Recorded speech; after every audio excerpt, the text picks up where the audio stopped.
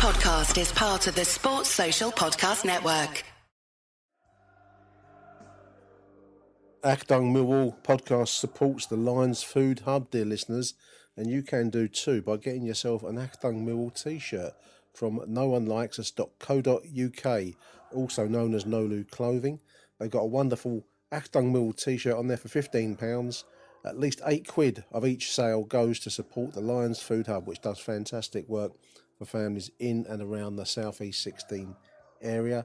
Show your allegiances on the podcast front, dear listeners, by getting yourself an Achtung Millwall t-shirt, and by doing that, you'll support the wonderful, the brilliant Lions Food Hub. Noonelikesus.co.uk, Achtung Millwall t-shirt, £15. Check it out.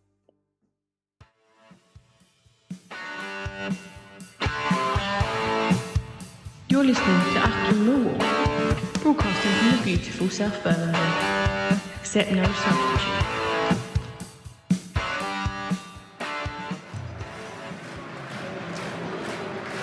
I wasn't going to come down here this afternoon, listeners. I was going to watch it on the telly. It's confession time. Welcome, thrice welcome, though, dear listeners. I have come down here. It's Nick Hart, Achtung Millwall, broadcasting to you from a mixed sunny and grey skies den, Bermondsey. For the visit now, dead rubber visit. Not quite, it's still mathematically possible via theorems related to Fermat's last theorem and algorithms beyond my imagination. Mathematically still possible to make the playoffs, but it would require miracles of a mathematical scale.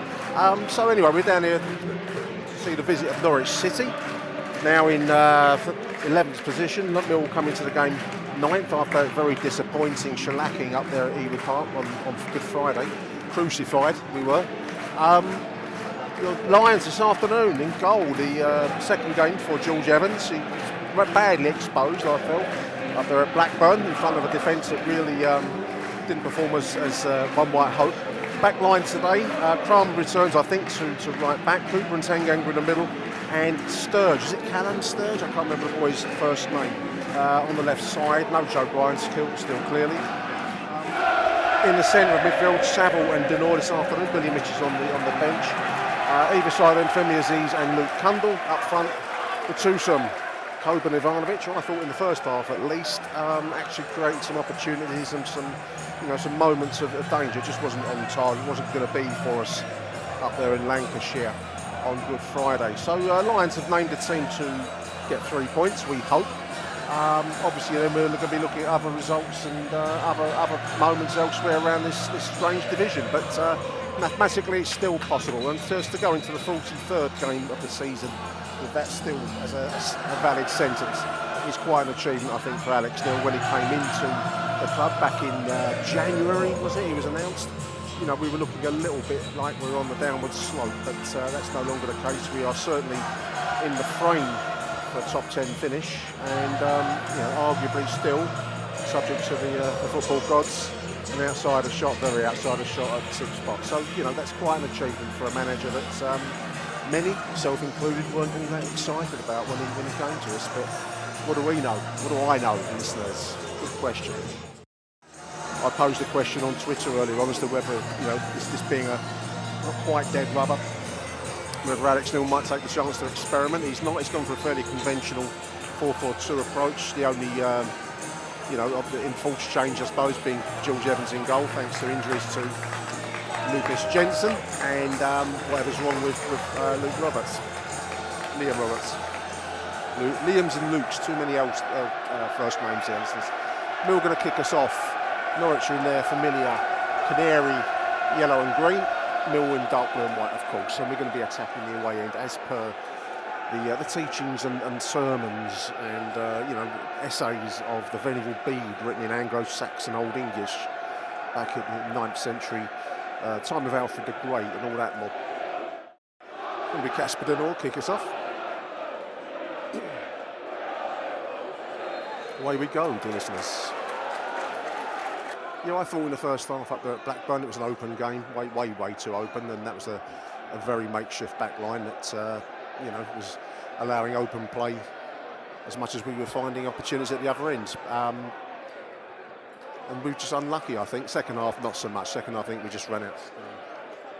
And I did read Alex Neil actually after the game.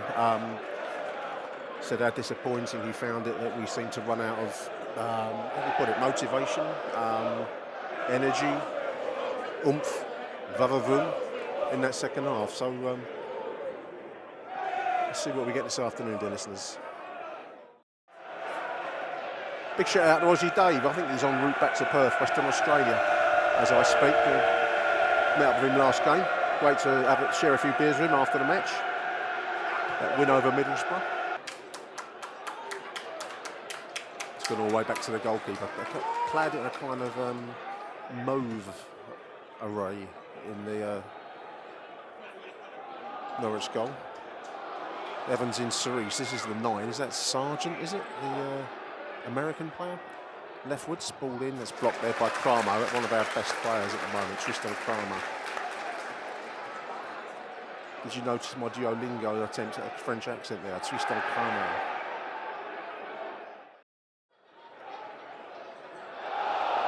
Yeah, going to watch it on the telly, I was. Don't see that, listeners. It's like a confessional, this show, isn't it? And I just found I couldn't do it. Not when I can just get in the car and drive over, which is what I did. Temptation, though. Being Easter and all that, you know.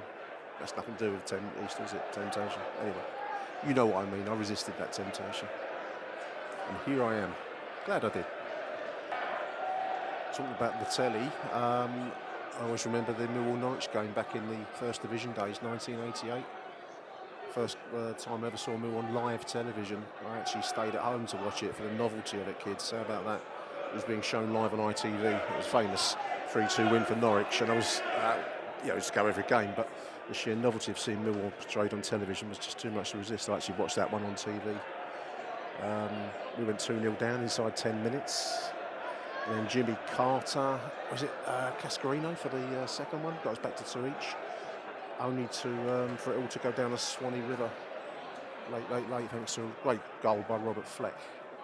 It was quite an experience. It's quite strange to think about the sheer novelty of live television and Millwall being on that live TV. It's become so commonplace now, but back then it was very much a novelty.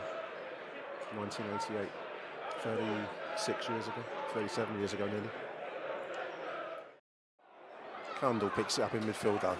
This is now Kramer on the right side, ball into the middle towards Ivanovic. It runs over. This is Femi Aziz on the left side.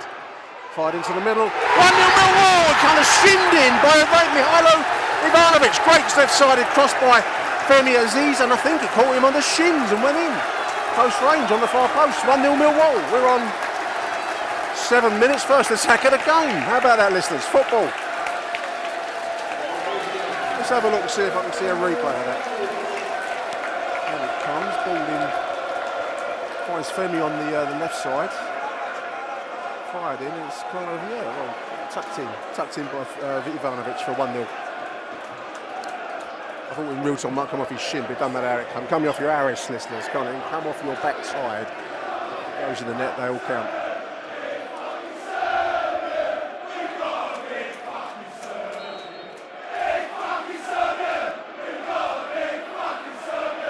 That combination was one of the few bright spots on Friday, wasn't it? That was the left-sided cross from Femi Aziz, found Ivanovic then up at Blackburn, so combining well again.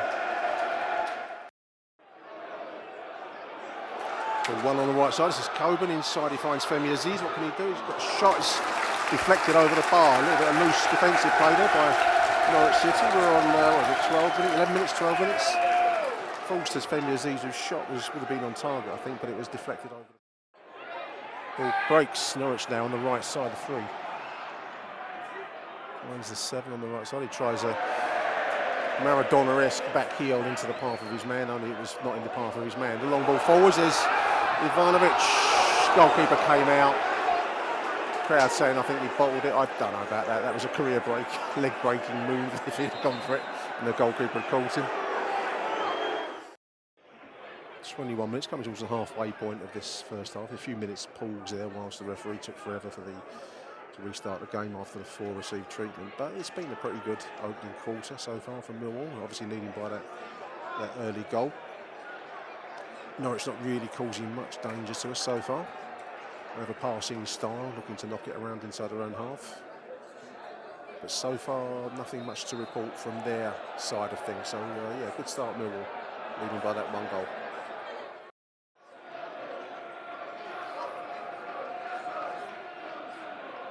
Jules Saville song, that's a new one. To the tune of Tom Hart. Crossfield ball finds Aziz on the left side. He's got Sturge overlapping him. Will he find him? He does. Sturge on the left side, ball into the middle. It's deep. Falls to Kundle. Finds Coburn nearly. It falls to Dinor. What can he do? Can he get space? He can't quite work with the angle there. Too many bodies in front of him. Little moment there of danger. The long ball forwards. This could be danger. The 7's got the ball. There's Tanganga back there with him now. This is the 9. Shot wide. There's a chance. Shot wide from the 9 on the edge of the where the D meets the penalty area. It was kind of left side as I look. Curled about a yard or two wide. Best Norwich chance of the half so far. 32 minutes. This is Kramer now. 37 minutes. On the right side. Coburn gets tumbled. We've got a free kick out. The floodlights have come on, listeners. We've gone from brilliant sunshine to needing the floodlights on in an hour. Millwall free kick on the right side though. Just in line with the penalty area. A couple of yards in on that right side. The big guns are in the middle. It's coming in. It's towards Femi Aziz. 2-0 Millwall. Little back flick header at the near post. 2-0 to the Lions, dear listeners. Nice goal. Right side free kick into Femi Aziz. Flick header backwards into the left side of the goal. Bob is your uncle, dear listeners. I don't know if Femi's uncle is indeed Bob, but you know what I mean. 2-0. Fairly lightweight defending by Norwich, but we'll take it. Near post header. 39 minutes, dear listeners. That's a comfortable position there. 2 goals ahead.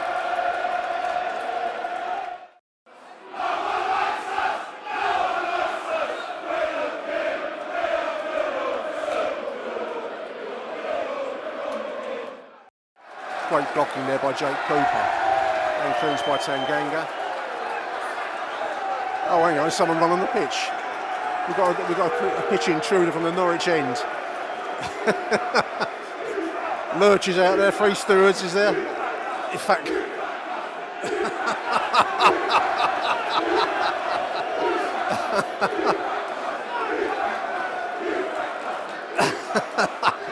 he's been walked off the pitch.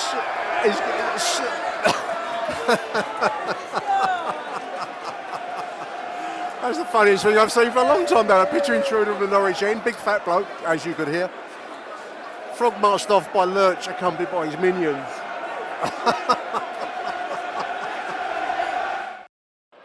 I was following play from him. I didn't see him. He was full of invective and fury though as he was being marched off. I don't know what he had to drink, listeners, or anything else for that matter. He's clearly fueled up with his trip to Millwall. That'll cost him. Well, that was an unexpected turn of events, dear listeners. 42 minutes. It's left me slightly bewildered. Aziz instrumental in those 2 moments that have created the 2 goals in the first half. The cross from the left side that was prodded home by Mihailo for 1-0, and then of course that great flick header for the second. Just got to see the half out now at 2-0. This will be the last chance, this free kick as it comes forwards. It's going to go for a corner. The referee probably let this play out. In it comes. Deep, deep, deep. Oh, it's headed in at the far post. Headed in from close range. Goalkeeper nowhere near it, unfortunately, and not cleared. Took a deflection away. It's 2-1 then to finish the half. That's what Mill didn't want. He was at fault, defensively at fault, goalkeeper at fault. He just lacks a bit of physical presence, I think, the boy. And, obviously injuries are dictating team choices at the moment, but that was probably an example of where lack of physicality has cost us a goal. There it is, 2-1. Achtung, Millwall. Well, welcome back, dear listeners. Both teams are out in the gloom. The second half, about to kick us off. Norwich attacking the area away end. Clearly going by our mate who was escorted out. There's one or two really refreshed fans down that end. This late season fixture, I suppose, it's a big day out in Millwall. The big reputation. Isn't it? One of the funniest things I've seen in a long time, though, dear listeners. I've got to be honest with you. Nice ball.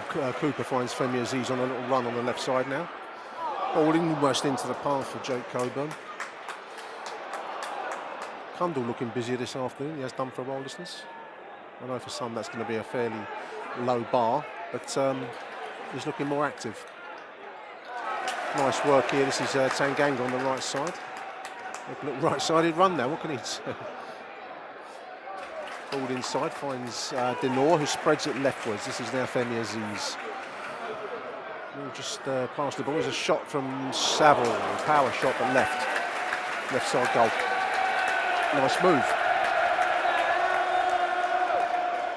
2 minutes into the second half, 47 minutes. Good pressing in Millwall, forcing Norwich backwards. The 33 is going back to his own goalkeeper. There's chasing in by Coburn. Almost. Norwich bring out though. Took a deflection. This is Ivanovic on the left side of the Norwich penalty. He slips inside as Aziz into the side netting. Saved. Decent save. I thought he put through there. For a moment I thought he got in the net. It's a left-sided corner, dear listeners. 50 minutes.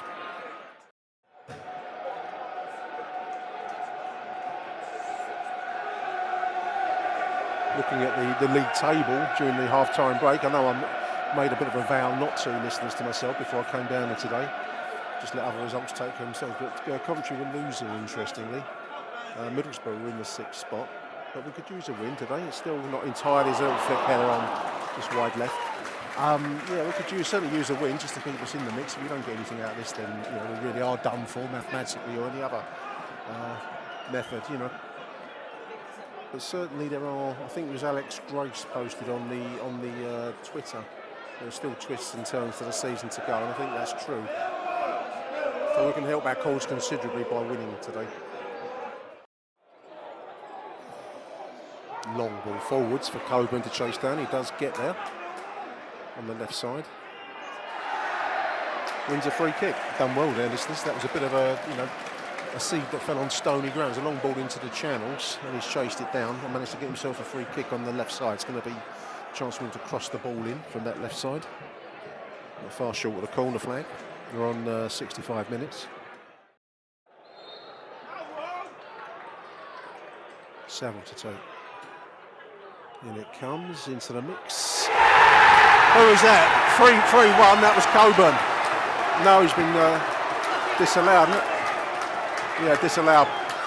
Referee's given a pushing or something in there. Headed in from close range by Coburn, but disallowed, listeners.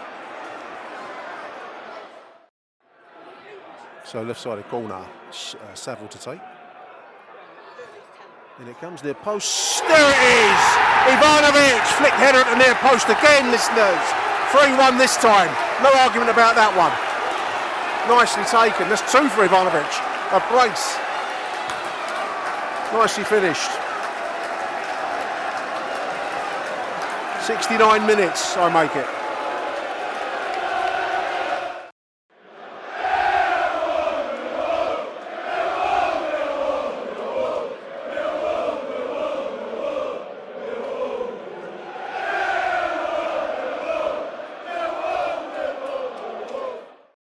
Another nice pass leftwards. Ball into the middle. There's first time shot from Kasper Denor. That would have been a goal of the season if that had come off, but as it was, it went high over the bar. For a point after touchdown, dear listeners. Nice body swerve there, Aziz, keeping possession. Ripple of applause.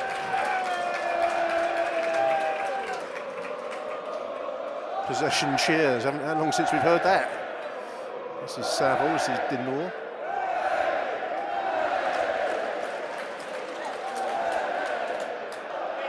Ball down, this is a little back heel from the Serbian, offside, unlucky. He's got me at it now, calling him the Serbian. There's a lovely little back heel into the path of Coburn, but Stray just a touch offside there of the ball down the left side.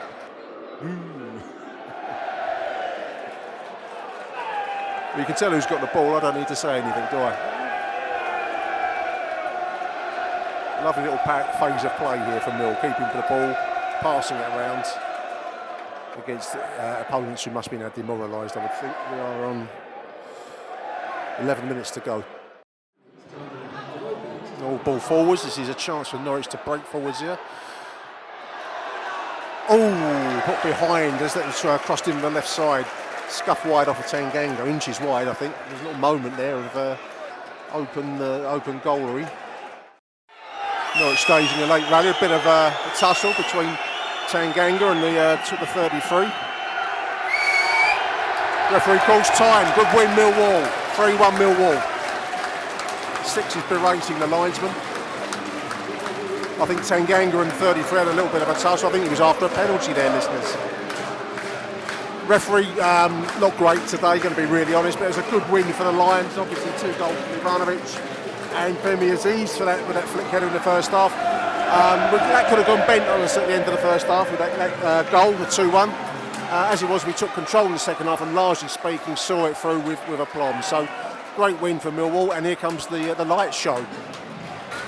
We shall be back right after these messages, dear listeners.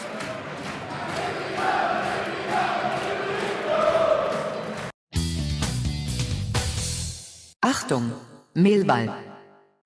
Welcome back, dear listeners. Joining me now to chew over one of Alex Neil's best wins. Not my words, those are the words of the man himself speaking to Radio London. Joining me to review that excellent 3-1 win yesterday is Michael Avery. Welcome to the show, Mike. Hello, mate. How are we? Happy Easter to all Millwall fans. Yeah, absolutely.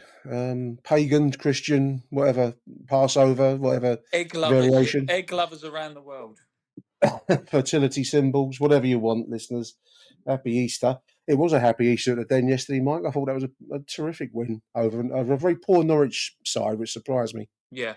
And I mean, don't get me wrong. I'm not one of these who jumps on bandwagons of certain clubs, and when so and so's doing well, like you say how great they are. But I said it to my 2 boys and my nephew as we left the ground. They're no mugs, Norwich. Like historically. Traditionally not. No. They're always a team who are always either winning the league or doing well in the playoffs, and flirting with the Premier League. So yes, okay, they might not have had the best of seasons this season, but this ain't just like a win against a team like Stoke or Hull or someone like that. This is a side with a bit of historic pedigree, and I think we absolutely done a great job on them. So fair play, Millwall. Yeah, absolutely. Well, as I've said already, listeners, Alex Neil's described it as a brilliant win, one of his best, and I think I agree with him, Michael, because apart from the late goal in the end of the first half, which we might come back to, I hadn't seen the goals, incidentally, listeners, since yesterday. So I'm speaking purely from memory and the BBC report. But it was a terrific opening. I mean, it was a really. My man of the match was. I went for Ivanovic, but I think Femi Aziz actually on reflection, because he was the driving force behind certainly the first 2 goals, which gave us that crucial 2-0 lead. But a terrific left-sided cross shinned in by the big Serbian, Michael. I thought it was a tremendous performance by Femi. It showed how much we've missed him of late. Do you know what? I said it to someone yesterday, and I know I'm going to sound a little bit unpopular with some of the fan base. That's not like you. No, not like me at all, is it? I feel sometimes with Aziz, he's a match winner or a phenomenal talent like he was yesterday, or sometimes he goes a bit missing. And I think yesterday was a game where he showed just how good he could be. I thought everything he did worked well. I thought the way he played the game worked well. I thought the way he moved the ball around was fantastic, and I thought he was a real asset. I think again, sometimes for me there are some games where he goes a little bit quiet. I mean, I sometimes sort of mention like the head Jed Wallace and players like that who, back in the day when things weren't going well, they'd go and look for the ball and try and make things happen, whereas he sometimes seems a little bit standoffish. But I thought he had a fantastic game yesterday. But you know what? You know me well enough, Nick, now, and I know some of the listeners know me well enough. I sometimes like to go for a bit like the underdog as well. So, a few years back, Player of the Year, I voted for Malumbi, and, I tend to go for one of these. There was even a shout. He had very, very, very little to do, but considering the recent pressure that's been on him and the game that was actually last Saturday, I said, you know what? Let's goalkeeper's got to be in a shout for man of the match. I thought he had a very, very, very mature performance for someone so young and who's been under so much pressure recently. That's an interesting point. I was just looking at the contrast between Alex Neil's comments after the Blackburn game, where he said basically we seem to lack belief, which is an interesting match-up with what the Norwich player Sargent was saying after yesterday. They seem to lack belief. So it's strange how we've turned it around. I mean, George Evans in goal, I thought was slightly exposed up there at Blackburn in a way Yeah. he wasn't yesterday, but Mm. I thought he gained confidence as the as the match went on. He was coming for balls, he was punching, he was doing his style of goalkeeping, which takes a bit of maturity from one so young. He's only 19, Yeah. and he's been thrust into the limelight through circumstances. We don't know what's happened to Liam Roberts. In truth, I think maybe there's more to that than is meeting the eye. The whole kind of tumult of the post Crystal Palace fallout, and now unfortunately it seems that Lucas Jensen has badly injured himself. He's going to be out for a chunk of next season as well. So we don't really have many other options other than George and the boy. And I can't pronounce the kid's name, so I'm going to apologise to him for mangling his Polish surname. Przewozny. That's my attempt at the reserve keeper. But Evans has suddenly been thrust into the limelight, and it takes bollocks to do that, Michael. Yeah, yeah, and like I say there, he didn't have a great deal to do, but he gathered every high ball well. You could see as well with Norwich over the last like sort of 5 minutes of the game, every time they got a corner. I mean, I've never, I don't know about you, Nick, I've never seen a tactic where literally every player is surrounding the goalkeeper for No. one of the corners, and he dealt with that he dealt with that well.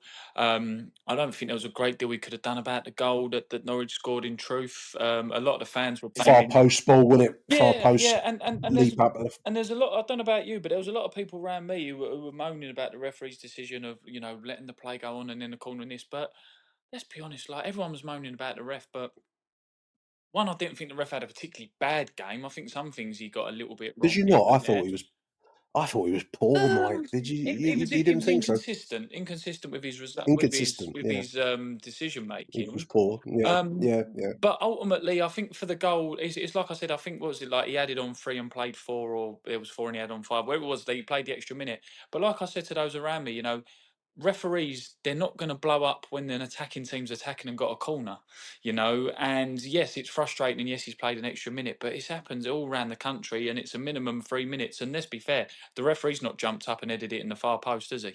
It No, was we've been just beaten poor in the air, defending. which is well, it comes down to the two central defenders for me. Cooper is one of the tallest in the game, let alone in the championship. And Tanganga is also a highly rated central defender. Kramer is increasing, but he's a different placement yesterday on the right side. But to be beaten in the air is always you're gonna look at those two central defenders, really, aren't you? Far posts being beaten there, and that's led to the equaliser. I thought Sturge played well yesterday. Actually, the boy. Yeah, had a good game. Zach Sturge. I couldn't remember his first name. It's Zach. Apparently, Zach Sturge, left-sided defender. And I thought he did well for again being put into the limelight in place of one of our better players this season, Joe Bryan. Yeah, do you know what? In truth, Nick, I can't think of too many. I'm not going to wax lyrical and say that's the greatest game of football I've ever seen in my life, but I can't think of too many people who actually had a bad game yesterday. There could be one or two you could argue was a little bit quiet ultimately, but I think we did what every good side should do. Norwich have turned up, not playing particularly well, and we've done an absolute job on them. They were never really in the game. We've still kept ourselves within a sniff of the playoffs, and Absolutely, yeah. to say it's a job done performance might be a little bit unfair on Millwall, but you've come away from the Den. I don't know about you, like you've not come away from the Den absolutely buzzing and oh god, this is what. But it felt like, do you know what, we've done what we needed to do. We're still within a sniff of the playoffs. Good result, and we said it before the game started when I bumped into you. Mm. The job Alex Neil's done. I mean, at Christmas there was only one way we were going, and that was down. And I was at Coventry away, and you and I were making lots of jokes about Alex Neil sitting there watching the game, thinking, "What on earth have I walked into?" Come to, Um, yeah, yeah. and look at us now. I think he's turned us around, and I think I said it this morning.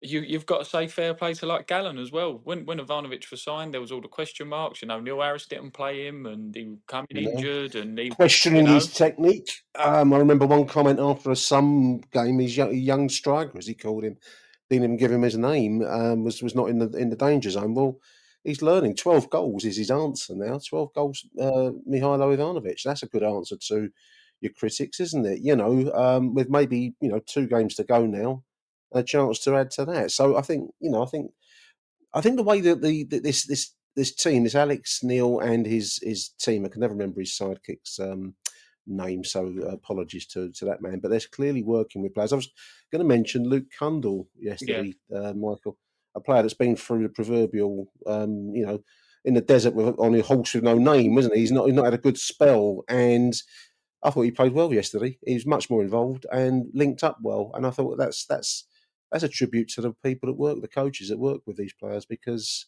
he's come through a tough gig and he's come out on the other side of it. I hope anyway. yeah. Another game to go, The, 2 games, the, but only, the only thing I can say about Cundle yesterday for me that was a bit disappointing, but I think this is where you can open a Pandora's box about football in general.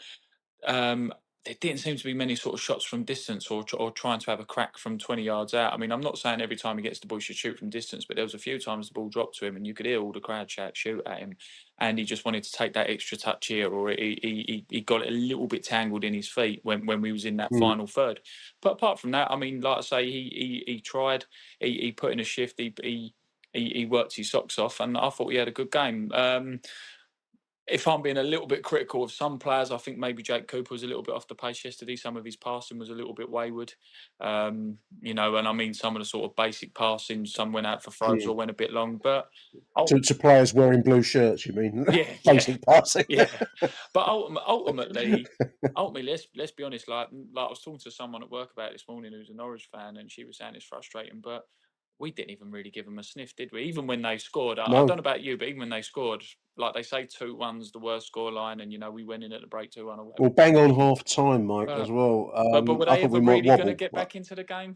I don't think Well, I so. feared it. I mean, when the second half kicked off, I feared the old collywobbles, but we just took control. And in the second half, I think, is the tribute to this squad and Alex Neil, because in a moment where we might have got a little bit kind of itchy and scratchy after that 2-1 late concession in the first half, we didn't go wrong in the second, and that's. Given that we've come back from a difficult trip up to Blackburn, wasn't the greatest of performances there, and we've come back and answered in the only way that's really possible, which keeps our season alive, Michael. It's a season that won't ever quite expire. I've lost count how many times I've written off and said book your holidays to listeners, and we go and get a result, and other results seem to go our way, as they did yesterday. Coventry got beat, I think, and I think Middlesbrough got I beat was going to say yesterday as you well. say some results went away. I think every result went our way yesterday. I Yeah, think, but yeah. do you know? Bristol lost, didn't they? Yeah, well, Yeah. you know what's going to kill us, didn't you? And we were saying it Well, yesterday. the goal It's the goal difference will kill difference. us. Yeah, it's the goal difference that's going to Which is kill a us. point in effective terms. I was playing with my, my championship predictor, and it will be a goal difference, whatever variations of results. If presumably we win our last 2, which is in itself, it's a big ask, but that's what we've got to do if we're going to get into that final slot, the 6th spot. But we do need some other games to go our way and Yeah. continue going our way. But hope springs eternal. We go on for another week. All we can do is beat the teams that are in front of us. Swansea next Saturday, and then that away trip final day to Burnley. So not easy task. Burnley are now promoted. They won last night, didn't they? Mm. So that takes. They may want the championship. It's a straight shoot between them and Leeds for the championship trophy. So that won't be necessarily an easy game. But that's what we've got to do. But it's just. I mean, to be within 2 games of the end of the season after the tumultuous time we've had this 24-25 season is a massive achievement. I take my hat off to this squad for keep coming back and keep coming back. And Alex Neil now, since he joined us in January, I think he's one of the most astute managers we've had in a long time, Yeah, Mike. In fact, yeah. I can't. Maybe only the likes of Mark McGee going back can quite match him in terms of what he's achieving at the moment. Yeah. We're still time to go, of course, but we'll I see. think the thing is as well, looking back to what you said about the positions and all that, I think there was a point yesterday in the game. where you're obviously looking through your phones. Back in the old days, you used to have the radios, didn't you? And you was listening, I'm a bit younger than you, Nick, so I didn't have the AM radio, but I remember the days where there'd be results coming in, you'd leg it downstairs into the concourse to check the TV, then run back upstairs, and it'd always be up and down. But obviously, you can do it on phones now. But what my point was going to be, there was a point in the game yesterday where I think it was Middlesbrough were in sixth and we was in eighth or whatever it was. And I said to James, the fella who sits next to me, and his dad, Paul, I said to him, I went, that's a 12-goal swing. That's not going to happen, ultimately. But there's a bit of me now that's thinking, do you know what, is Lady Luck on our side? Because I know we're in eighth and I know Middlesbrough above us like by one place. But the team who's in the championship, the team who's in the playoffs in fifth and sixth, their goal difference is only a four-goal swing and a 7-goal swing. That's 2 games worth of goals. I mean, it's high-scoring goals for Millwall, granted. I mean, I can't remember the last time that we had 3-1 wins or 4-1 wins in a row or whatever it is, but it's not beyond the like. If it was Middlesbrough in that 6th place and we was in 8th, I'd be thinking that's too big a swing. But now that is actually down to Coventry and they've only got a handful of goals, and same as Bristol City have only got a handful of goals on us up there.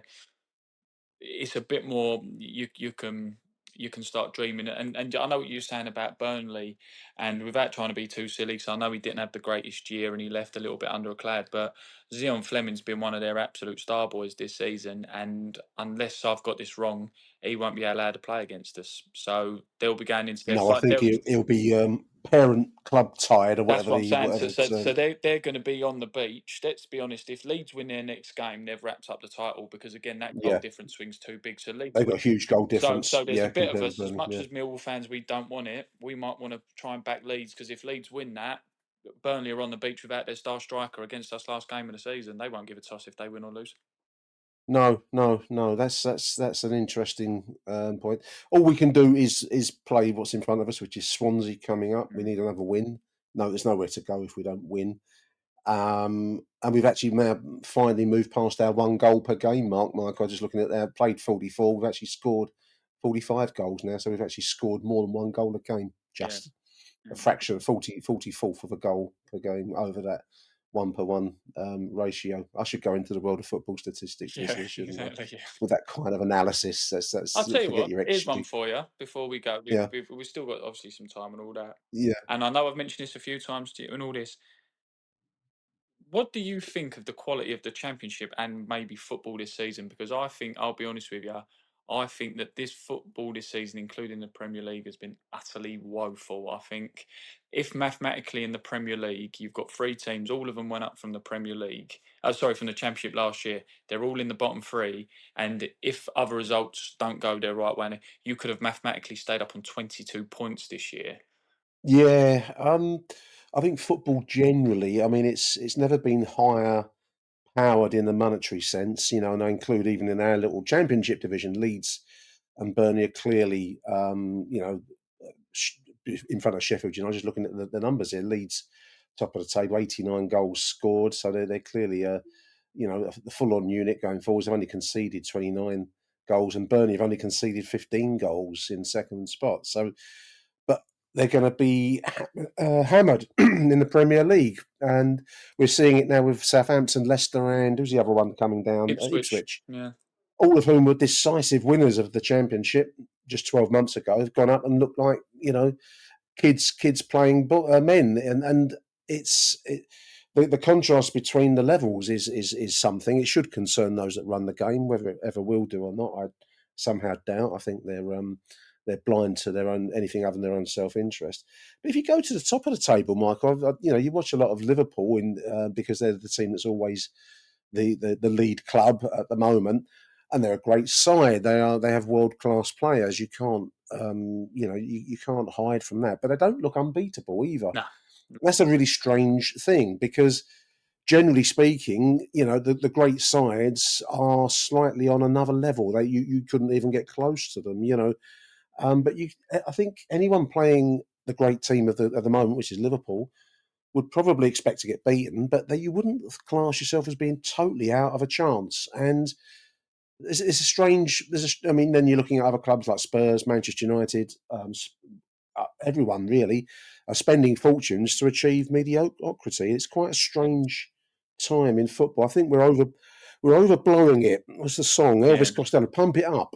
It's all lost its meaning, and I think that's football. Endless games in Europe, endless tournaments meaning nothing, and now we've got this World Club Championship, which is another pumped up yeah. nothing kind of. There's so much of it that it starts to become slightly bland. I mean, Yeah, we'd yeah, love to exactly. join Well, them. yeah, So we'll go up for a year, but it just, and then again, it just concerns me really. I mean, ultimately, again, it's that kind of what do you want from the game in the sense of do you want it to? Football was always becoming a business. It's becoming a business for years, and everyone, we always say when people yeah, leave, yeah, you shouldn't worry about it being a business. And people work for clubs who might support, who were your local rivals and all this kind of thing. But I mean, yeah, yeah, like I yeah. say, there, Burnley were like they knocked the ball around in the Premier League last year, but they got absolutely bashed every week. Sheffield United were Mullet, absolutely woeful. They yeah, even started on a negative a negative point difference, and they were still up until recently within touching distance of the top two. They were in the top two up until recently. yeah. And I just think it's a sad. I mean, Luton have gone a little bit against the grain when it comes to relegated clubs surviving in the league below. But I mean, I just think football this year hasn't been great. And like you say, I mean, this might sound a little bit disrespectful to Liverpool, but I don't really like Liverpool too much. I don't really care. But there's a bit of me. It just reminds me a little bit of that year that Leicester won it, where I don't think Liverpool have been absolutely amazing. They've just been better than everyone else, and all the big boys have fudged it. A bit like when Leicester won the league that year. I think it's a bit of an unfair comparison because Leicester obviously had got promoted and they was a bit more of a smaller club. Yeah, yeah. It's other Rather clubs than that, falling yeah, away rather than them and excelling in that it's sense. all well and good, Millwall being within touch and distance of the playoffs and we get promoted, would be absolutely brilliant. But it's that kind of thing, like we always say, we want to go up, cause havoc, smash the place up, and get relegated again, so we don't lose our identity. And no, we all want to do it, don't we? We all want that. We don't want this club sanitised, but then there is a little bit. It's like, what are you aiming for? Do you want to get promoted just to get bashed 5-0 every week? Bashed by the Daily Mail every game, slaughtered on Yeah, Sky for yeah, whatever exactly. naughty chance Better be gone a down. laugh though, wouldn't it? Yeah, I mean, well, certainly would be a laugh. I mean, it's a different ball game now to when we were last in the top flight in 88, 89, which old codgers like me, kids, go on and on about because that was the one time that we made it to the top flight. There's certainly a very different sport now, different range of expectations, it's almost like it has a social place as much as any sports event that you're expected to to be part of this kind of thing, this kind of product called the Premier League. I'm not sure we quite fit into that. I think as soon as you start telling Millwall fans what to say and think and how to act, then rebellion rises in their blood, and I don't know how Yeah. it will go if we do get up there. I think I kind of expect the worst, but I had to laugh, listeners, yesterday. The pitch Did you? Where invader did he made me come from? laugh. What I side was mean, he? Oh, was he he came out Norwich? of Norwich. I think Oh, he was running. I mean, I was actually following play just to close us because you shouldn't. They say you shouldn't dwell on such things, but it just is totally unsanitized football as I have been brought up to watch it all these 50 odd years. Because he came running out of the Norwich lower deck. It must have been the lower deck. He wouldn't come down from the top. Clearly, Michael, he's well refreshed on I imagine alcohol, but something else perhaps. I don't know. Fury on his face. He was pointing at someone in the lower tier. One of the fascinating things in the game is when you get these very personal slaggings going from one side of a stadium to another. And he was pointing at somebody in the Millwall lower deck. He wanted to chin this bloke, I weren't think, Harry, was for it? whatever's been said. And I don't know. Weren't Harry? Harry's in better shape than your man. He looked like he was running, but Lurch and his cohorts rugby tackled him to the floor. But he was full of rage. He wanted to have it with this bloke, and four or five of them dragged him, frog marched him out of the side gate, and it was the Yeah. funniest thing I've seen in a long while. Harry the dog-esque. He wanted to take on everyone. Anyway, speaking of Harry, let's talk about our walk quickly before we go.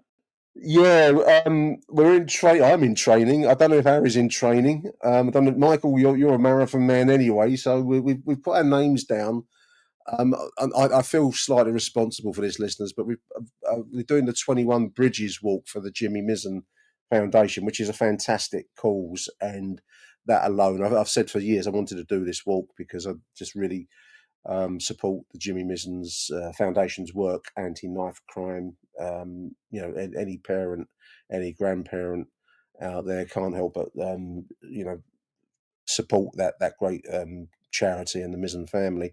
But anyway, I've put my name down. I've dragged in Michael and Harry to do the 21 Bridges walk. And I didn't realise, listeners, it's actually, I thought in my mind it was about a 10 or 13 mile walk, which I thought is doable. But it's 24 miles, Mike. It's not far short of marathon length, and that takes it into a different zone. So I'm actually trying to do a bit of training at the moment to build up my walking distance. I'm not sure what training Harry's doing. It might involve Madri beer and Do you know what? I'm not going to lie. When you put the tweet out, I only realised how far it was when someone replied saying, "Nick, is 20 odd miles. Are you sure, mate?" And then I googled it. Hang on a minute. Yeah, that was Bill Slack. He replied back to me, "Do you know how far it is?" And I didn't. And I looked. I thought, "Well, I'm into it now. I've got to do it." And it starts at Richmond, listeners, at 8:00 in the morning. You've got to start out at Richmond Bridge, at 8 a.m. That's when it begins. So the whole thing is, I think, oh my God, what have I put my name down? What have I dragged Michael and Harry into? But fair play to the boys. They're going to be with me every inch of the way. And there is also the district line, Mike, if we do go past an underground station. What we'll do is, if it becomes too much, we get the district line. Go to Monument and front it. Meet you all at Tower Bridge. What bridge will we get up to before Harry mentions Neil Harris? Yeah. Bingo. That might be an idea. I might put that online. Like, you can do an online bingo call, can't you? Which bridge will Harry mention Neil Harris? We've got to get 150 quid together. That's the target, and I've not deliberately not over pushed it yet. This is, I think people get a bit fatigued with appeals online and all good causes, and I didn't want to add another one into that mix, but I will do soon. And I think maybe that's the way to do it. Harry's Neil Harris bingo. Look, we used to have a thing that the Cold Blood Angle beat the clock. Yeah, if you got lucky, which I did once, you had to get the exact minute and second that the goal went in. So it was a right long shot. And they used to sell tickets, beat the clock tickets, and I always used to get one. On one occasion, I won it, and proudest moment of my life was I got my name and address in the Millwall programme as the winner of the beat the clock. I had to split it 3 ways. I think you had 50 quid split between the goals. Whoever got the lucky tickets, and I remember once. I might do the same with Harry. If you can have like an hour and second first mention of Neil Harris, get some money for a good cause. I'll think about that. Yeah, absolutely. Mike, great to see you, mate. And you, mate. Great to talk Always to you. A pleasure. And fingers crossed for next week, listeners. Pray to whatever gods you follow that the other results will go our way. And we'll see. Stranger things happen. Big thank you. Strange. That's what Alex Neil said. Big thank you, Michael Avery. Thanks for joining us, no mate. Problem, Appreciate it. Hello? Good afternoon, Nick Bobby T. Yeah, you cut me out on the Blackburn thing, but hey, it is what it is, mate.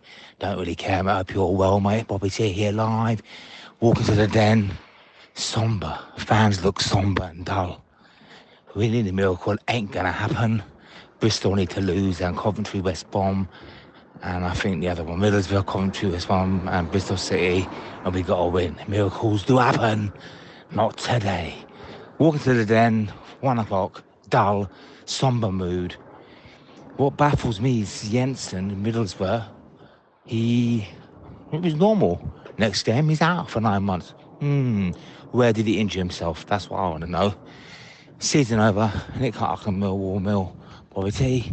3 points is all we can dream of. Bye for now and see you in August. Good afternoon, Nick Hart. Achtung, Millwall, Bobby T. Here. Miracles do happen. I said it on the way to the den this morning. What did I say? I did say it ain't going to happen, but it did happen. Miracles do happen, and we're still in a playoff hunt. I didn't make the cut last time. I don't know why you didn't put it in there, but I don't really care as long as we know Millwall are still going strong. Now, on this show, on this podcast, I used to cuss Aziz Kandel as well. But today they both came out like a lion. I take my hat off to both of them. Aziz, number one, the £1 million from Waitrose is all from Reading. And look at him now. Oh my God, on the wing. Now, all the money we get for Fleming, don't know if Burnley paid the money now. And we ask the Chelsea Kings Road people, we need to pay for Zach Sturridge, Zach Surge, whatever his name is, quality left back. Joe Bryan, I love you as well. But, well, actually, Joe Bryan, no, he's still a good player. These last few games on Alex Neil, but Surge, don't make me laugh. Surge is quality. Kundal today came out of his skin today and played. And let's not forget, whether George Savile gets a statue or not, for me, he played his heart out today, Savile. And Mihailo's Mihailo, the big sub. And that's all I can say today. Every man of the match. I mean, Tristan Kramer, the French pop idol, quality right back. And he's not even right back. Fuck me. Tadanga came back. Cooper's still a bit of a suspect basketball player, but the midfield, Aziz, Coburn, I don't know about that, but fucking hell, man of the match today for me was Mihailo, closely by Sturridge. And Norwich, the fucking referee, Nick Hart, at half-time, 48 minutes, Norwich are fucking playing on the goalkeeper, poor George Evans. When is Roberts back? I mean, we need him for Swansea and Burnley now, because teams are going to come and they're going to suspect our 4'1", a midget of a keeper called George Evans, academy player, but their goal Norwich anyway. It could have been 4 or 5-1. And look, that's all I'm saying. Bobby T, bye for now. And I did say miracles happen. On to Swansea. Nick Hart, great podcast, whether you play me or not. Bye for now. Nick Hart, Bobby T here. One more thing before I go. Whatever happens this season, what a season for me. Alex Neil has got them players playing. Ole and playing at Barcelona. Fuck me, mate. Ole and all that. Whatever happens this season, I'm proud of every single player, mate. If you don't make it, next season we are going to be strong. Bye for now, Bobby T. Huge thank you, Bobby, there, dear listeners. Yeah, I do try and get everyone in, Bob. Last show I had to do a bit of a pace. I was working against the clock, the Good Friday show. I had family things lined up Saturday. So I tried to cram everyone in. If I've missed any, I apologise to you, mate. Liam Roberts is a question, isn't it, dear listeners? No one really knows what's wrong with Liam Roberts. I don't know how many of the 6 games, are there any left still, or is he out of the suspension? Don't know. But I get a sense he's not available. That was the wording that I think Alex Neil used yesterday for yesterday's game. Myself, I'm pure speculation. I've got no inside track on this at all, but I'm going to guess that the pressure of the media hounding that he took after the Mateta incident, especially on his family, but I would imagine on the boy himself, has been a bit overwhelming. He's a goalkeeper that's come to us not having had a star level of attention across his football career, and out of nowhere suddenly he's become, the devil incarnate from some sections of the media, and no one really knows what kind of hounding he's taken on social media. I understand he's taken a lot of shit on social media, and more importantly, from his point of view, his family too. His partner, I don't know what his his family situation is, but members of his family, including his partner and including him, have taken a monstering online. That must have a mental impact on you. I mean, I think sometimes in this life it's easy to forget that footballers are human beings as much as any of us are. And, I put myself in his shoes. Would I really want to be suddenly the object of focus of a media outlet like the Daily Mail? No, I wouldn't, listeners. I wouldn't want that intrusion on my life. I certainly wouldn't want my family dragged into whatever, shenanigans I might have got myself into. And yet that's suddenly inflicted and imposed on you thanks to social media and its fallout. It's kind of the media outlets which now are now effectively social media agent provocateurs. So I think there's something of that. Now, I don't know what his long-term plans are. I don't know whether the club feel that he can have a future with us. He might want to start again somewhere else, somewhere less in the spotlight. you look on social media now, and or certainly if you follow Mail Online, the sport online, they're obsessed with us. They're banned from the Den. Long may that stay the same. Incidentally, if anyone's listening from the club, Max, keep them banned. I'd ban a few more. I'd ban that bloke. What's his name? Sutton, Chris Sutton, off of Radio 5. He was another one involved in the whipping up of the media storm. I'd ban quite a few actually. I wouldn't care twice. I know that probably there are FA, Premier League, EFL style rules as to media access, but I push those to the limits in terms of keeping them out. They don't do us any favours. They never have done, and in truth, never will do. So yeah, I'd going back to Liam Roberts. I do think there's a lot of that, and I don't know any of us can truly say that they can't understand his desire not to be back in the frame. Now it may even put his career on the line. I don't know. But that's speculation, like I've said. I thought actually George Evans, 19-year-old George Evans, he is small, he is diminutive, but he played a mature performance yesterday, and he's in front of some big personalities, or behind some big personalities, especially in Jaff Tanganga. I don't think Jaff tolerates fools lightly. And Kramer, I thought, was quite supportive for the boy yesterday. I do think that defence needs to, keep in mind that he is only 19. Then again, football is a tough man's sport, isn't it? And, you're in the deep end, you better swim. And I think that kind of attitude, I think, does prevail a little bit in the game. I personally think the boy did very well yesterday, and the defence in front of him performed better. He was badly exposed up there at Blackburn, and I think it's unfair for him to be judged on that if that's indeed what's going on. Anyway, big thank you, Bobby T. We're going to play two messages now back to back. We're going to play Jim Hackett and then Hassan Koulé. Morning, Nick. Jim Hackett here. I thought I'd just ring in and give a couple of comments about yesterday's game. I missed the first 15 minutes because we had a family do on, so we were already 1-0 up when I got to that. And just watching the game from that point, I didn't see, like I say, the start, but I thought we were comfortable. It's one of those games where everybody seemed to know what they were doing. The back four after the debacle of Friday just looked solid, looked like they were right on the money, and everybody played their part. Now, obviously, it's putting square pegs in square holes, and Alex Neil isn't stupid, but I'm sure he must have realised that on Friday what he tried to do and tinker a little bit too cleverly didn't work at all. And then yesterday you could see the difference. George Evans, I'm pleased for him because he had a nice solid game. He didn't do anything wrong. He didn't have that much to do because he was well protected this time. But no, good on the lad, and how lovely for him to get a win at the Den. And then the back four, like I say, played really solid. I thought Cooper played very well alongside Tanganga, and again, he came back in. The only thing I'm going to comment about Tanganga, he looks, every time I watch him, anywhere near a goalkeeper. He doesn't talk to the goalkeepers, doesn't look at them. It's like he absolutely detests them.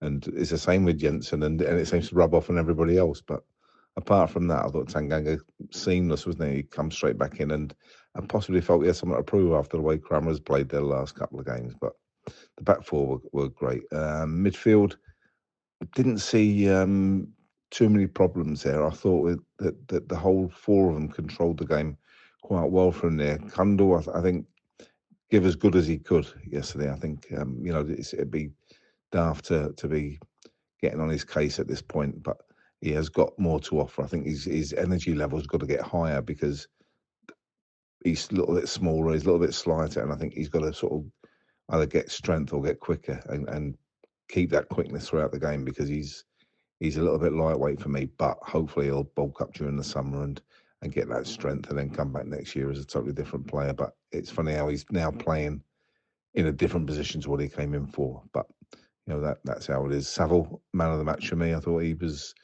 there to break everything up, and he seemed to succeed in doing it. So yeah, very happy with him. Very happy with Casper. And then you got what's turned into a Rolls Royce in Femi Aziz on the left hand side. I thought he's every time he gets the ball, he's got a bit of space, he absolutely bombs through, doesn't he? So very happy with that. And then obviously the two strikers who are working better and better, and Ivanovic now seems to be finding that on a regular basis, and obviously long may it continue.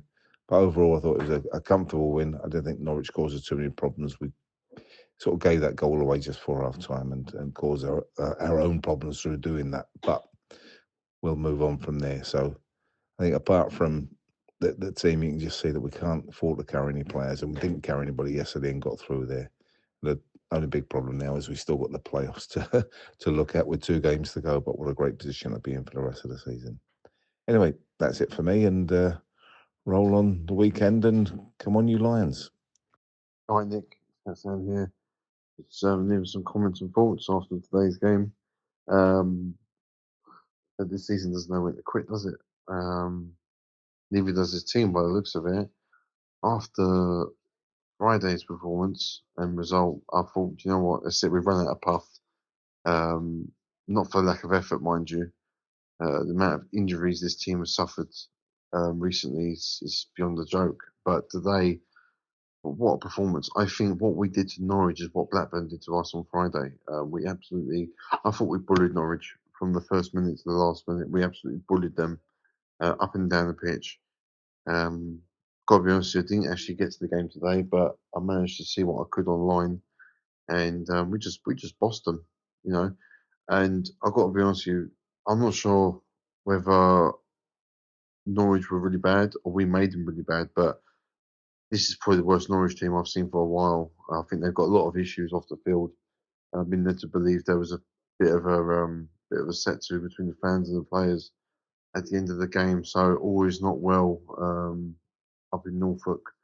But nonetheless, great victory. Good to see Milo get another 2 goals, and Aziz as well chip in. Could have scored more. Um, Again, there's another depleted squad. No Honeyman and Mitchell, apparently, the rest of the season. I know it's only 2 games, but you know, whoever steps in, it just seems to step up. Zach Sturge looks like a fantastic addition. I mean, he came on loan in January, barely had a kick, but he looks very good, very assured on the ball. And to be honest with you, is he really going to get into the Chelsea team? No. And if we've got some sort of like option to buy, I think we should explore that. We need Joe Bryan replacement at some point, and he could step into those shoes. I believe he looks like a very tidy player who can defend and attack. So hopefully that's one for the future there. It's good to see Tanganga come back in the sides alongside Cooper. Kramer back at right back. He put in another good performance. Savile had one of his better games today. His set piece deliveries was fantastic. There was times in the second half we were playing like prime Barcelona, the way we were knocking it around, everyone linking up. Coburn, I know he didn't score, but he put a lot of hard work in, and he doesn't look like someone whose career is in limbo. He looks like someone who's probably playing for a contract. If you ask me, it'll be interesting to see how that goes. But I just can't believe all the results went our way as well. Could you imagine if we'd at least got a draw on Friday? What better position we'd be in now? But if it happens, we're going to do it the bloody hard way. You know, thankfully Burnley are promoted now, so they'll be on the piss now for the next couple of weeks, and maybe they won't turn up last game of the season. But I think for us to have any significance, for that game to have any significance, rather, we need to beat Swansea, who I think, correct me if I'm wrong, but I think they've got an outside chance of getting the playoffs. That's how mad it is. It's going to go down to goal difference. It's going to come down to whose bottle goes first. And today, West Brom, Coventry, Middlesbrough, and even Bristol City, they dropped the bollock. But as for today, I think the players again take their hats off because it was a quick turnaround from Friday. And Friday's performance was very tired, very leggy, and the effort and commitment they showed today is commendable. I take my hat off to them. Absolutely brilliant. They protected Evans as well today, very much so. They protected him a lot, and the Norwich had a young goalkeeper as well, and they didn't really protect him. So we done our job well. It would be nice to get a goalkeeper in, I think, before Saturday's game. I'm pretty sure we can explore the emergency loan market. I would like an experienced head. There's probably someone out there that can just get in for the next couple of games, because if there is significant, if we have got a chance at getting players, we need a goalkeeper. You know, as much as players need runs in the first team, he's 18 years old. I think maybe 19. and he still looks like a bit like a rabbit in the headlights, to be honest with you. And as a fan, doesn't fill me with confidence. But that's not a knock on him. He's only 18 for God's sake, or 19. This is the wrong stage of the season to start blooding play. If we had nothing to play for, if we couldn't go up or get the playoffs, or we can't go down, maybe different. But the fact there's still something to play for, I think I'd like to see emergency lone goalkeeper getting before Saturday's game. But nonetheless, great win. Ivanovic, I'll tell you what, I think it's 11 goals now. I think he's got 11 goals in 21 starts. What a return. First season in the Championship. I think he's just turned 20 or 21. It bodes well for next season. And you know what? The hairs on my neck stand up just to think what sort of lineup we could have next season. With the likes of a fully fit Negley, Bangura, Williams, Aziz, Ivanovic. The mind boggles what we could do. I mean, we seem to be favouring this 4-4-2 system, which I don't mind at all. But Mitchell is stepped up. Dinor is fully invested in the Millwall way now. Kramer. The other thing is, I was going to say, if we are serious about competing at the top, and if we still got Tanganga next season, if we want to push in towards the top of the table, you pull the trigger and say, if you know what, if we're actually going to compete at the top part of the table, as much as I love Jake Cooper, as much as he's been a great servant for the club, and he's been with us nearly, it'd be 10 years, I think, probably 27, next couple of years, it'd be 10 years with us. You start saying, do you know what, if we're actually going to look to get in the playoffs and get promoted to the Premier League, we need to start with Kramer and Tanganga. I think they're both the same foot, mind you, but you need players of that quality. They are a step above Cooper, bless him. But if we want to be in that top half, does Alex Neil in recruitment side look at that sort of thing? Because I think to have Kramer, if we still got Tanganga next season, to have players like Kramer and Tanganga, you can't have them on the bench. They need to be playing. Kramer's not a right back. We need a proper right back. And you can't drop Tanganga or Kramer. I think if you got them both fit, they both need to be in the side. But that's a discussion maybe for. I'm not sure if you're going to do a post-season discussion or pre-season chat. Maybe Nick, that's probably a discussion for that. But nonetheless, great victory. One other thing before I go, the Player of the Season award on Saturday. I'm not sure if you've got any influence in the club or you know anyone who organised it, but can someone say to them, listen, if they're going to do Player of the Season awards, do it before the game on Saturday, not after. Because after the game, everyone fucks off. After the stupid pitch invasion is going to be, everyone pisses off. The only people left behind are probably 2,000 or 3,000 people. It's embarrassing, Do it before the game. If you know anyone at the club who organised it, put that word out, please. Just do it before the game. Full house, massive standing ovation to whoever wins it. And everyone's happy. That's how it used to be back in the day. And it made more sense. So if you've got any pull at the club or you know anyone who's got any pull, put that towards them, please. Cheers, Nick. All the best. Yeah, I agree with you, Hassan. I believe, and don't hold me to this, listeners. I believe they are going to do it before the Swansea game, which makes perfect sense, as Hassan said. I don't have any pull. I've only had pull in the club, Hassan. That'd be wonderful. But yeah, I believe they're going to do it before the game, and that does make a whole load of sense. You've got the pre-game ceremony. Whoever wins it, I voted Tanganga. I'm going to probably expect it's going to be him. And you got a bit of an up feeling going into the a game that we've got to win against Swansea. We've got to win it, and it's going to give us a lift. Never quite understood why it was moved to the end of the game in previous years for the reasons that you've just outlined very, very well there, Hassan. But yeah, let's hope that is how it is indeed done. I don't have any guarantee on that, but I thought I heard that that's what's going to happen, but could be wrong. The Jake Cooper question's an interesting one, actually. I've been thinking this myself, Hassan. The contrast between elegant defending like Tristan Kramer, who looks like a really strong defender, listeners, in that central position when he's played there. Did well yesterday, back in the the makeshift right-sided position. But I think he looks really elegant in centre. Obviously, whether we're going to keep Tanganga or not, I don't know. Whether there's plans to, realise the value of him. Maybe he will want to move on. I don't know. A lot's going to depend on the feelings of the club and the player concerned and his agent. But a Tristan Kramer and Jeff Tanganga central defensive partnership feels a bit Premier League-ish to me, listeners. Is that going too far? That's not to knock Jake Cooper, who has been a sterling servant for our club from League One days. But I do think that, the other two, Kramer and Tanganga, are a different level of defensive player, personally. And that's not to knock Cooper, because I think he's a very good player, but there's a difference between being a top table player and a very good player, isn't there? If that's dancing on the head of a needle a little bit. George Evans and the goalkeeping. I mean, I think Jim touched on a very good point earlier on. Tanganga doesn't seem to be supportive of goalkeepers, whether that's part of his game face kind of persona he takes on, I don't know. But there was a moment yesterday where Evans actually came out quite well and smothered a late Norwich thrust down the left side, and not just below where I sit. And he came out and smothered it bravely and kind of took, didn't take the legs of Tanganga, but he made his body the kind of barrier. The Norwich player went over, so did Tanganga.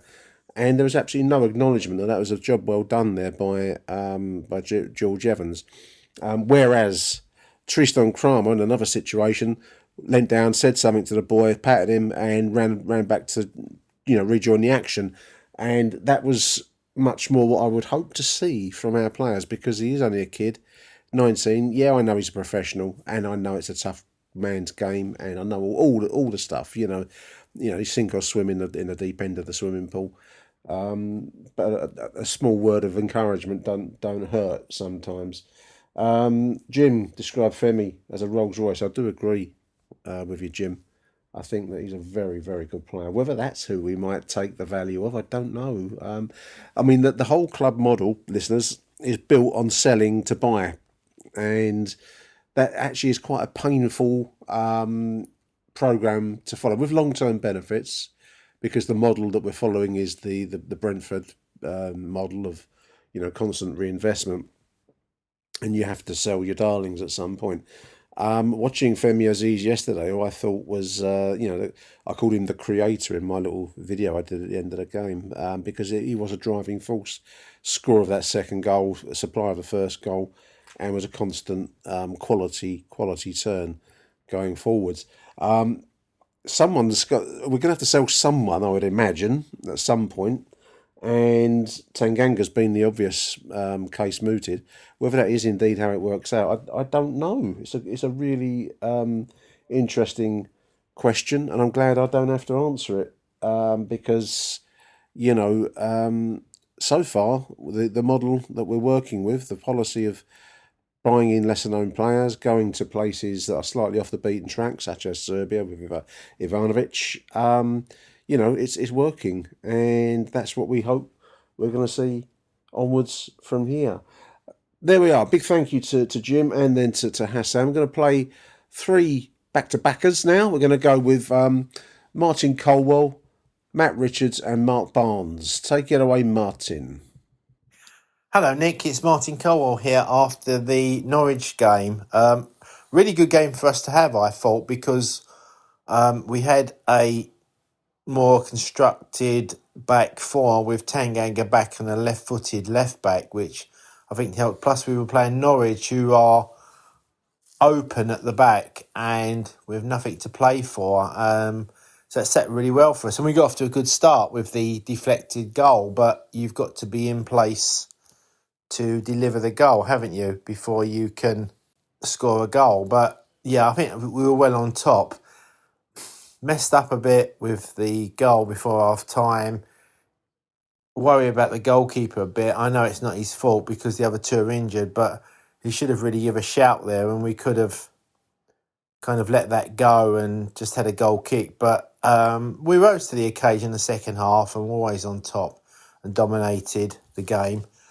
Would like to see Ryan Leonard back on Saturday against Swansea at right back, because although Kramer's had a really good season, I don't think he's a right back, and he got exposed a couple of times there. But I quite enjoyed Sturge playing at left back, and Jeff Tanganga was again very good at the back.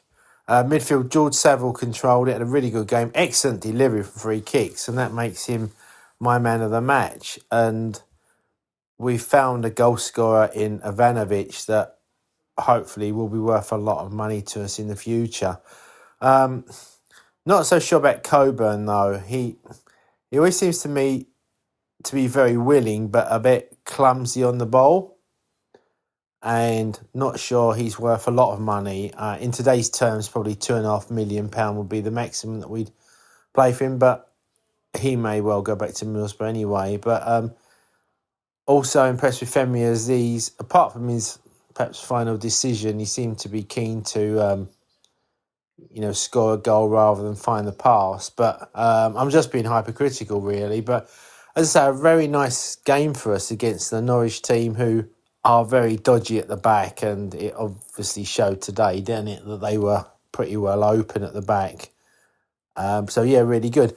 Swansea, I think it'll be a tougher game because they found some form now, and I think that we need to put out our best 11 there and give it a go. And that's all we can do now, give it a go. Results went in our favour, but, they're not going to go in our favour the next two games, likely, are they? So it's going to be difficult for us. But, an excellent effort after the poor showing at Blackburn. But here we go, carrying on. Come on, you Lions. Hello, Nick. Matt Richards here, just driving back from the game. Bloody hell. To paraphrase Al Pacino, just when I thought I was out, they pulled me back in again. Unbelievable, isn't it, really? Talk about results going your way, and I mean, it's still 3 points off the playoffs. Still, with Coventry's goal difference, you'd think it's a hell of a collapse required. But I'm just enjoying kind of having this bit of unforeseen or unexpected excitement at the end of the season, really. We can all think back to obviously like Friday's game and Plymouth, and loads of games where we kind of drop a point here, drop a couple of points there, and stuff like that. But that's what happens in seasons, really. I kind of think that I'm thinking that the trajectory is fairly positive. You look at today's performance, really. That's what I'm being positive about. Is that sense of playing a decent Norwich team. I know they've been playing well and they got booed off at the end, and they lost to Portsmouth last week, but they've got quality players. But we absolutely dominated them, and it was 3-1, but it felt like at times that we were winning 4 or 5-1. It really, really did, and really they shouldn't have. I don't think they should have had the one in the first place anyway. But more of that in a bit. But yeah, I just thought it was really, really enjoyable afternoon at the Den. Great start. A bit fortunate, I guess, obviously, but you get the ball in the box, and Femi Aziz had a really good game. He's been such a good signing for us this year, hasn't he? When you think he's been a bit unlucky with a couple of injuries as well, but goals and assists, he's done really well, and made the assist. Obviously, bit of a fortunate finish there. I don't think Mihailo knew much about that. And then a great ball in for the second goal by Sav. And he's getting some really good crosses in today, wasn't he? And good finish by Femi. So yeah, 2-0, looking comfortable. And then there's kind of another weird referee down at the Den. Comes up with some strange decisions. He gave a free kick, which probably wasn't a free kick, to them. Then, Tanganga really, I don't know if he got a shout. I didn't hear anything, but he should have left that. He would have drifted that for a goal kick, and then the referee still is playing another minute over. Was it the 4 minutes they played, or the 3 minutes? Sorry, and they score. It's just absolute farcical and undeserved. I think it's the first time they really kind of threatened the goal, and so it's 2-1. And so fair play to the team. I think mentally, I've been really impressed by him really, because you could have. I mean, I turned up today and I saw Joe Zampa actually before the game, and Angelo before the game, and we're just saying that it felt a bit weird. It was felt almost like a pre-season friendly, because it's like it almost felt as if the season was over. Um, but the players, maybe that helped them with playing with a bit of freedom, but they just certainly didn't play like that. You know, they were going in for tackles, going in for second balls, and we keep the season alive really. And yeah, going to them pulling the goal back as well just before half time. We just kept going in the second half, didn't we? And absolutely dominated them. Should have scored. I mean, that goal was disallowed. I think it was for an offside. I mean, it must have been so bloody fine. I mean, God, Christ knows. And I felt sorry for Coburn, because I thought Coburn played really well today as well. But then Mahalo scores another one, and it was confident. And then we were doing the olays, which I never like to hear at the Den. Never like to hear the olays, because you know that something's going to go tits up in a minute. But fortunately, it didn't this time. And comfortable win. So really pleased for George Evans. And he wasn't to blame for any of the goals at Borough, but Blackburn. And but yeah, he didn't have much to do today. But everything he did it tidily, did it well. That'd be great for his confidence going forward. So pleased for him. Crammer, Tanganga back. So I thought he played really well down the right. Strong defensively, but also he added to the attack as well. Still think I've still been really impressed by him in the centre of defence. But he did well today. Tanganga was superb, I thought. Apart from that once, that header just before half time, I don't think he put a foot wrong. And there was one burst down the right hand side. When he really shows his class, he's got the confidence to just show a bit of skill, show a bit of pace, and show his class. So it's good to have him back. Cooper did okay. And Zach Sturridge, I was impressed by him. I've seen him a couple of times now. He's got I don't know what his contract situation is at Chelsea, but we've got to be interested in seeing if we can nick him for next to nothing or nothing at the end of the season, because he's got a bit of quality, got confidence coming forward as well. So I think he'll be a good understudy to Joe Bryan next year. Midfield did really well. I thought Sad was my man of the match, actually. I thought he was everywhere, breaking up play, and with his 2 assists. And Casper Denor did what Casper Denor does. He played really well. And the forwards, I thought all 3 of them played really well. And there's Kundal, again, not doing enough, but I thought he got stuck in, definitely in the first half anyway. So slightly better. But yeah, Femi Aziz, as I say, definitely one of our purchases of the season, perhaps him and Ivanovic. So every time he gets the ball, you feel as if something's going to happen, and that's what you need. That's what we need. We need a couple of those sort of players, and he's definitely one of those. So he played really well. Coburn was unlucky, so he's unlucky with his goal being disallowed, because he puts in a lot of effort, constantly running, and his link up with Ivanovic is definitely coming along. And Mihailo, he's another 2 more goals, 12 goals. 12 goals in the Championship at that level, first season in British football, 20, coming from another country. I don't think you can underestimate how impressive that actually is. If you look over our history, there's not a lot of players that have scored 12 goals in a Championship, i.e. second division, whatever you want to call it, season. So that's impressive stuff by the boy, and he's only going to get better as well. So yeah, really pleased, Nick. Great 3 points. As I say, almost annoyingly, I don't get it wrong, I take it, but annoyingly, it still means there's a bit of hope there, doesn't there? Not much, but anyway, we go forward. A couple of games, we're probably likely to lose to Swansea and beat Burnley, but then that's Millwall, isn't it? But we'll take it anyway for now. So great stuff. Cheers, Nick. Come on, you Lions. Yes, it is the hope that kills you, as the cliche has it, Matt. Certainly no hope at Norwich. As I've been editing this slightly marathon show, dear listeners, they've actually sacked their manager, Thorpe, JHT, they call him. and he's got the tin tack. So they were an unhappy group yesterday, weren't they? I don't know. Someone posed a good question as to whether they were bad and we were good. I think it's a bit of both. You know, you can only play the team that's in front of you, and we did that very, very well. The fact that they were no great shakes is that's nothing to do with us.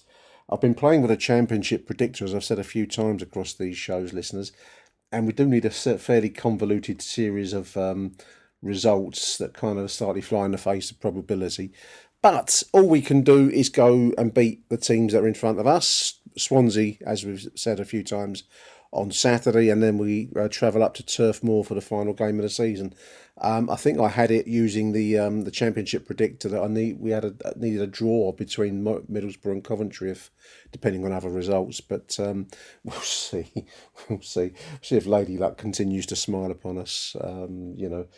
Over these last few games. Yeah, Ivanovic, what a player. Starting to really look the part now, isn't he?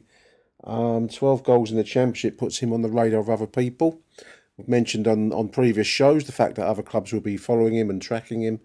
And, again, whether the model of development of buying and selling comes into play at some point, depends if the price is right, I suppose, listeners, doesn't it? Anyway, there we are. Hope, as Matt said there. Big thank you to Matt. Now, I promised you Barnsley, but I missed him out, so I'm going to play Barnsley next. And then we're going to take the final 6 messages. I want to say a big thank you to everyone that's contributed to this show. I've done it all in one big hit, listeners. Sometimes I'll split these into 2 shows. All the advice you get on podcasting says don't go over an hour, but I fly in the face of advice. I laugh at it. Ha ha. So we'll play you out now with Mark Barnes, then we'll follow that with Danny Major, David Leader-Kramer, Glyn Horner, Mike George and Rob Woodford to finish. Huge thank you to everyone for contributing to the show. Until the next edition from me, Nick Hart, is Arrivederci Millwall. Bye for now. Hello, Nick. It's Barnsley here. Thought I'd give you a little update on today's game. I thought we played very well. I think the team were a bit smart after that loss against Blackburn. I think they really sort of just thought, sod it, let's just go for it today. But I think we've got to kind of rein it in a little bit because obviously where Norwich are in the league, they're thinking maybe they're on the beach. So did we beat a team that wasn't really up for it? But who cares? We've got the points and now, the results went for us today and now we're in this limbo situation where we normally are and we'll get excited and it all falls apart again. But no, I think today was very, very good. I think the goalkeeper done well. Obviously needs to talk to his back four a bit better, but that will come in time, hopefully, for the young lad. Obviously, the goal we gave away was, stupid, but just a bit more talking at the back. We could have prevented the corner coming in, but that's that. But that's the only sort of negative point today. I thought, Kundal looked better today. I thought Saville was absolutely brilliant. His crossing was amazing today, and he was hitting every single person in the blue shirt. And I think the disallowed goal was a bit unfortunate, but was he interfering with play? Oh, I don't know. But anyway, that's just sort of clutching at straws a little bit there. But I think, Ivanovic, what a signing that guy's been. He's been phenomenal, hasn't he? Young lad, first season in the, the Championship, which is a horrible league to be in, I imagine, as a young lad. But what a signing. He's been amazing. And, he can only get better. But obviously, I don't think we have Dougie Freedman in the crowd anymore watching because he's gone now. But I think there'll be other scouts looking at this fella because he's young, he's a bit raw, but he's going to be, I think, a serious player for us if we can keep him. And that's what the blueprint is now. We get a player who plays well, he's going to be off. And unfortunately for SA, he's done that and he's not played a game. But who cares? And I really thought the back four at better. Tanganga was just back to his best. I think. Playing against a fellow who's sergeant who scores for goal, scores goals for us against us for fun, was not really there today. And I think that credit to, the back four. I think they played so much better. But what a balance. Them the left back come in now. We just look so much more balanced, didn't we? Just the guy, the crowd behind him as well. And I think they really got into him. And I think he played very, very well for his, his on the left back position, and we just look so much more balanced in that team, and I think that helped. But Femi Aziz was brilliant today, really strong. A couple of times he should have given the ball, I think, a little bit quicker instead of running, but he was just running the clock down, I suppose. But and I like Winter when he come on. What a lovely pass out to Femi Aziz. I think he's a good player. I think he's a good player now. Unfortunately, we're not going to see very much of him, but he was good. And I thought, Denor ran his absolute arse off today, and Coburn ran a lot. Didn't really work for him today. Didn't really happen for him today. But he put in a great shift, and they all did today. And I thought they were very, very good. And proud of the Lions today. And we go again for the next game. We get excited, and it's Swansea, and we know the home record against Swansea is going to be like. But not being too down. Let's be positive for once, and we know what's going to happen. But 52 years of age, we know the way things are going to go. But proud of the boys today, and Alex Neil has done a fantastic job and great support today. Fortunately, I couldn't get there today because I was working, but I watched it and thoroughly enjoyed it. Anyway, mate, take care. See you later. Hello, Nick. Danny here from a very snowy Calgary in the midst of April. So it's been a while. I think the time difference doesn't help, although Joe from Chicago seems to be okay with that. I was talking to my old man yesterday, and I said, well, there's no way. I said, with the team selections, the way it's going, I think it's done. And then it's classic Millwall Championship style. We go and win, and everyone loses. But that's seems like it's every season at the moment. But let's see what happens. I thought we were done, to be honest, with all the injuries. What's going on in that training ground, honestly. There's got to be something that's got to be looked into there. The amount of injuries we've had is ridiculous. But it's fair enough that we went and got a result today, and thank God we got the BFS, because he's really keeping us in, isn't he? Anyway, cheers, Nick. Come on, you Lions. Hi, Nick. David Liederkramer here, speaking on Tuesday morning after a very good victory over Norwich City yesterday at the Den. Typical Millwall. I'd gone to the match in a very relaxed fashion, thinking, well, we're on the beach. Both sides are not playing for very much, but hopefully we're going to get an entertaining game. And then lo and behold, at the end of the game, every conceivable result that we needed to go in our favour went in our favour.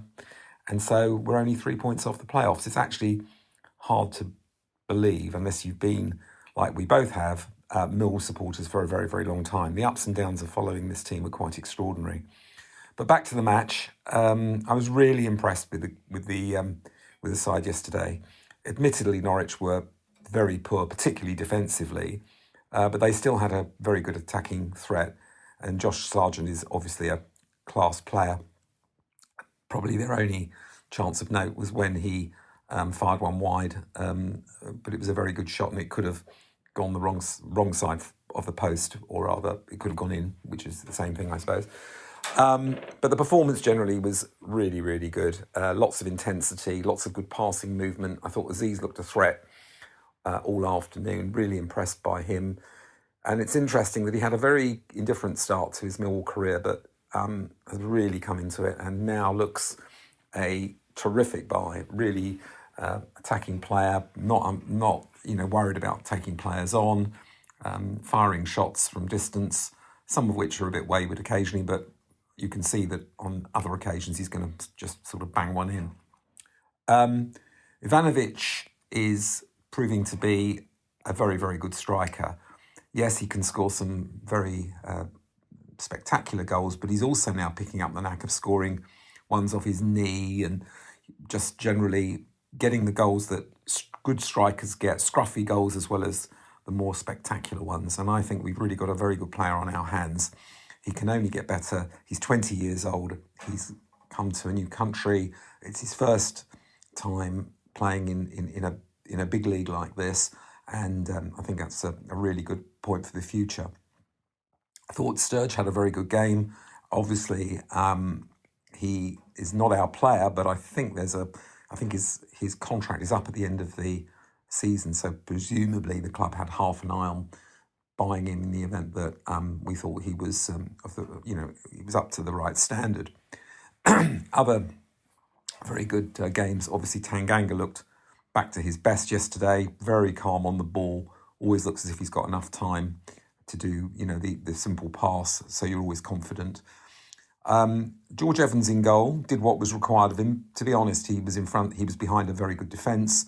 Norwich didn't really have that many opportunities to test him, but what he did, what he had to do, he did perfectly adequately. Everyone played, I thought, very well indeed. Again, Saville had a terrific game for us. He's really a master of the dark arts, knows exactly what to do and when to do it. And I think, he is definitely someone who probably is worth another 12 months on his contract. So where do we go from here? Impossible to say, really. I can't believe that we're only 3 points behind the playoffs. It's still a very big ask. I don't think anyone is under any illusions, even if we beat Swansea. And that's a big if, because they've won 5 on the bounce and are a team really in form. And they're our bogey team, so I don't expect too much on Saturday. But then we play Burnley away, and obviously they'll probably be going for the title. So it'll be a tough ask, whatever happens. But on a more general note, I think Alex Neil has proven to be a terrific manager so far. Really understands the team, the crowd, doesn't blame lack of players if things don't go well, always takes the shoulders responsibility when things haven't worked out rather than throw the players under the bus. And I think that's appreciated by them, so we're lucky to have him. Optimistic about next season, whatever the outcome of this one is. But again, a thoroughly enjoyable day. Came away from the Den really happy and exhilarated, which is something that hasn't happened a lot in the last few years, even when we've won. So onwards and upwards. Come on, you Lions. Hi, Nick. Glenn here. Yeah, just ringing up following the Norwich game. I mean, a much better performance all round. I think if Norwich had got anything out of that game, it would have been desperately unfair on us, because they honestly didn't compete for the majority of that. And I think that's down to our team showing a great deal more desire and organisation. I think that first of all, let's just say young George Evans at the back did very well, all things considered. And there were a couple of times where he came out and collected the ball and punched the ball and, absolutely diffused any danger that there would be a goal. So well done to him. He's going to be benefiting from this game time.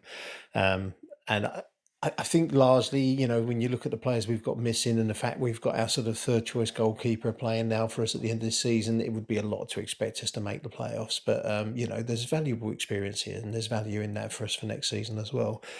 I want to say Tanganga's return.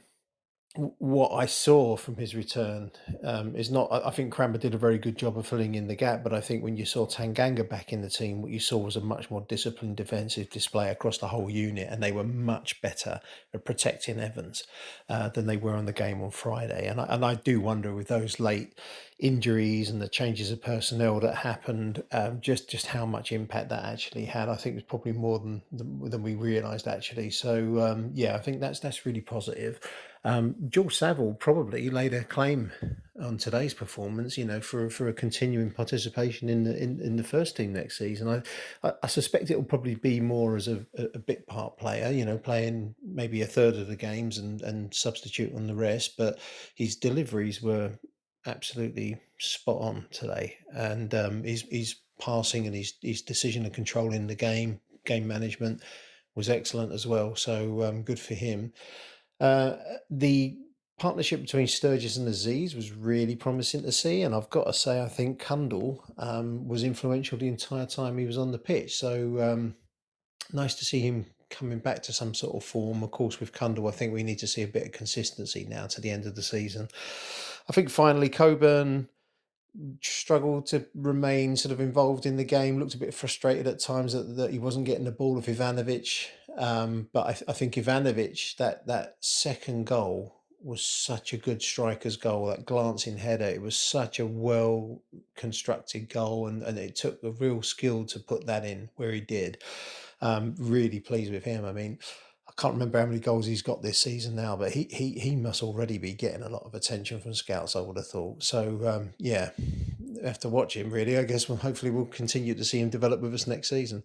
Anyway, really positive, and be interesting to see what happens in the next 2 games. Come on, you Lions. Hi, Nick. Mike George. I've got to say this after Millwall beat Norwich City 3-1. If Carlsberg digs sublime victories, well, you know the rest. Apologises for eulogising him, but not only was this a reaction to the debacle in Blackburn, but it was a performance that bordered on flawless and must be a contender for best performance of the season. 2 goals for Ivan. Brilliant. Another goal for Femi Aziz. And Femi Aziz absolutely terrorised the Norwich right back all afternoon. Coburn and Ivan, the big Serb, to be polite, worked really hard up front and deserved everything that they got. I thought the defence played really, really well, protecting to a certain extent George Evans, who grew into the game and made some really good saves by the end of it.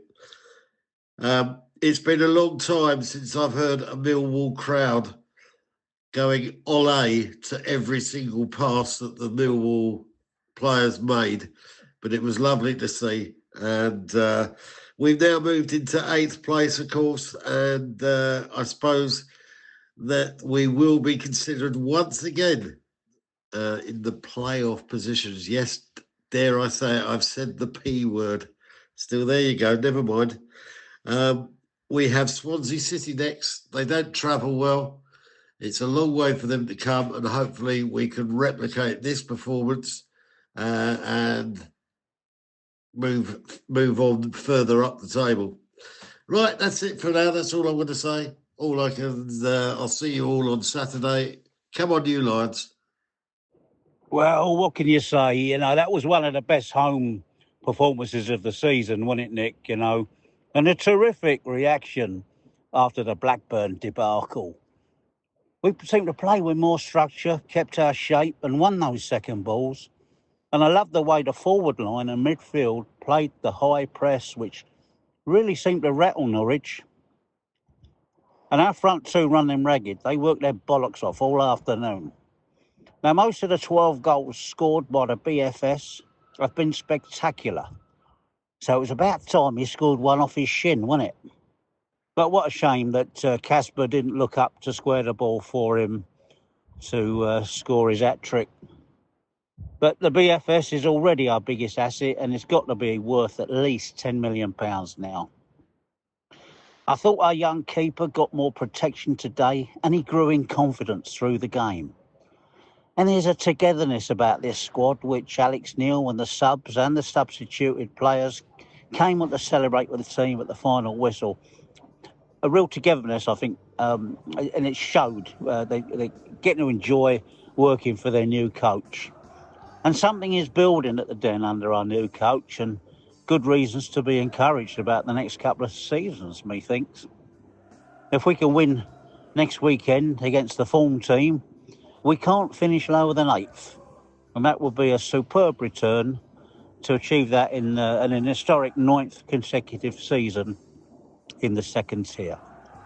And just imagine what our final league position could have been without the 6-point deduction we get when Charlton are in League One. Boom, boom. Come on, you Lions.